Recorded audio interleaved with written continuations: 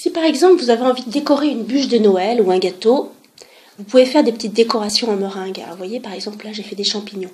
Donc je vais vous montrer la méthode. Bonjour à tous. Aujourd'hui nous allons faire des meringues avec une méthode très facile. Donc vous faites bouillir de l'eau dans une casserole. Vous mettez un petit saladier qui rentre à l'intérieur. Puis 2 blancs d'œufs.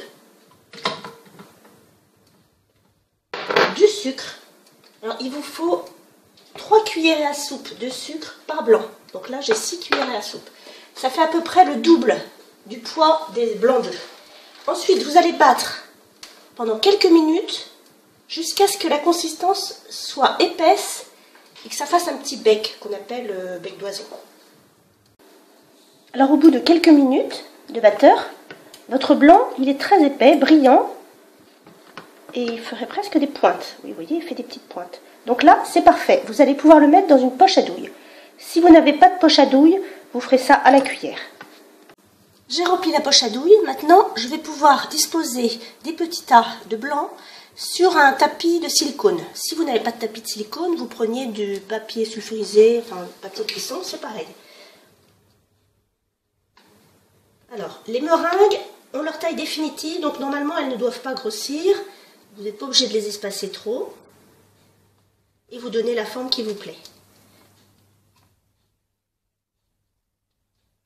Plus elles seront grosses, plus ce sera long à cuire. Donc des petites meringues comme ça, il faut compter 1h30 à peu près, à four à 90 degrés. Il faut surveiller à la fin parce qu'il y en a qui préfèrent les meringues un petit peu moelleuses, d'autres qui préfèrent les meringues sèches. C'est au choix. Voilà. Donc c'est prêt, on va pouvoir mettre ça au four, 90 degrés. Alors j'ai fait la même chose pour faire des petites décorations de Noël, des petites meringues toutes petites qui font 1 ou 2 cm de diamètre.